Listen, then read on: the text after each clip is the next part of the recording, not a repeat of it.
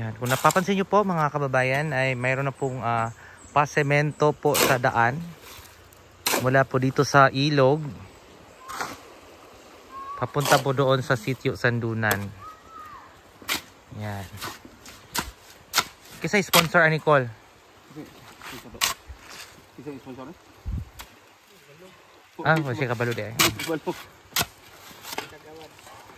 Kagawad si Tutong Celis. Okay, so hindi nila alam sino yung sponsor ng semento po dito.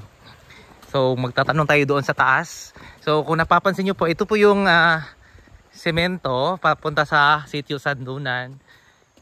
Yan, kapag mag-ano na ang mga motor ay maayos na sila makapunta doon sa bundok. Kasi meron na silang ganito pathway.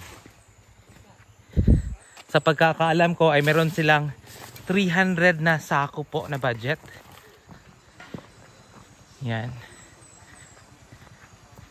300 kasako na semento po. Yung semento lang yung donated. Yung mga ano po, mga buhangin, kukuha lang sila doon sa ilog. Yan po.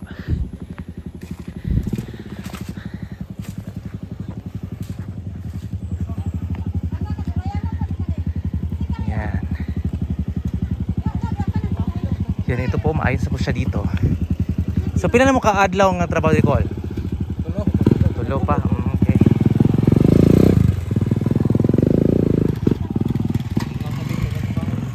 Yan, semento na po dito. Kisa sponsor ka Nicole? Balurban. Kisa sponsor ni semento? Kalimot na ipangaan sa. Dili po pulis. Pulis yun. Pulis. Okay. So yung ano po, semento po natin ay mula po sa ating mga pulis po sa PRO 11. Yan. So yun po yung framing nila.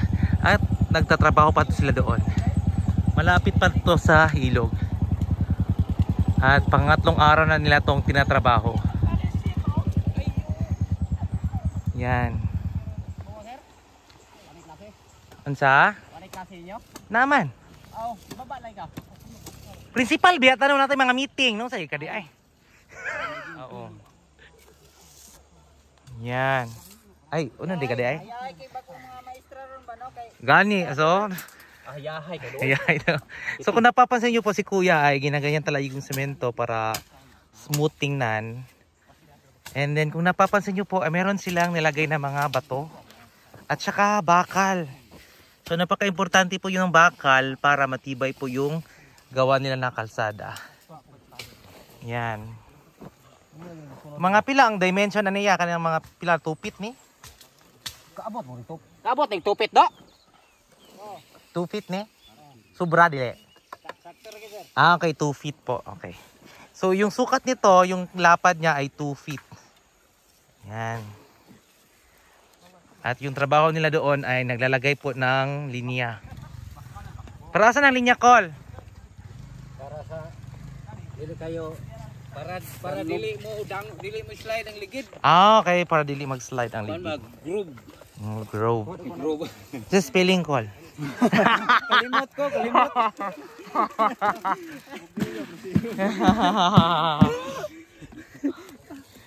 Okay, para dong groove daw. Yeah. Para kakapit yung ano po. Yung ano po, yung gulong. Yan. So yung semento ay mula sa mga pulis po, tama ba no? Okay, yung mga kapulisan po natin sa PRO 11, shout out po sa inyo kasi nagbigay po kayo ng tulong para maibsan po yung hirap ng daan dito sa Sitio Sandunan. So nagamit niyo na, pila na niyo nagamit ng semento? 32. 32 na kasimento? Okay, meron na nakagamit na po sila ng 32 na semento out of 300. So yung 300 na sako po ay ipapaano lang nila, ikakasya lang nila. Kung saan ito maabutan, yun lang po yung ano po, yung semento natin. Kasi ano lang po siya, bigay din ng ano po, ng PRO 11, mga personnel po.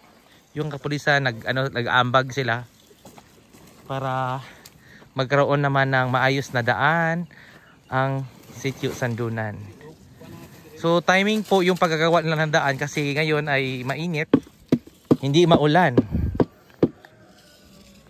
At saka madali lang ma-dry, no? Matuyo yung semento. So yun. Mapakinabangan na siya sa susunod na araw, no? Pwede na, no? Mga pila ka adlaw.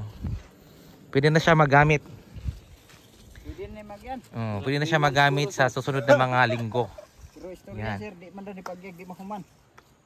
Dili. Una ba'y kasada na dili pag mahuman. Okay, so kung napapansin nyo po, yung last year po, yung vlog natin, ito po yung landslide area. Pero hindi pa talaga siya naaayos po ng ng pamahalaan kasi wala sigurong budget para dito. So ngayon naman ay yung mga kapulisan. So yung mga tao nito ay voluntary po, no? Bayanihan lang po ito. No, bayanihan naman ni Kuya Momong, no? Okay, bayanihan lang po ito. Wala po silang sweldo. Yan. Personal din yung personal na po din yung pagkaon call, no? Libre na dito. Libre pagkain. Okay, meron silang libreng pagkain po. Okay, merong kape, yan. Yan, so bongga, no? So sana makarating itong daan na to sa sa Sitio Sandunan. Pero hindi naman magkasya yung 300 sacks. Yan, sayang.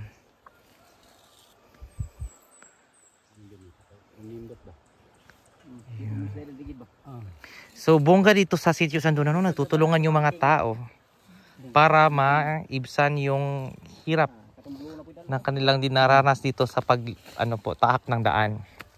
Kasi kapag umuulan, itong banda dito napakaputik po.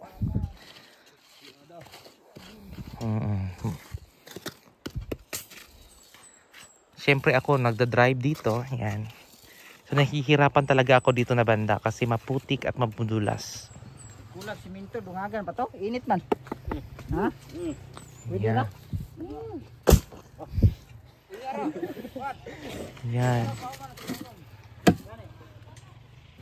Yan. Wala kay jacket yan, no? Yan. Ada patabok dito bida kay init yo. Okay. Yan po.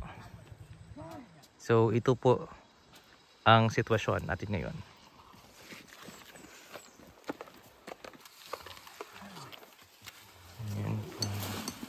Yan po. So yan po ang latest update po natin dito sa Sitio Sandunan po. Yan. Yan, mula po dito sa Sitio Sandunan, ako si Sir Mar ng Mar Travels, ang teacher vlogger ng Davao City. Bye bye po. Bye bye. Bye bye. Bye bye.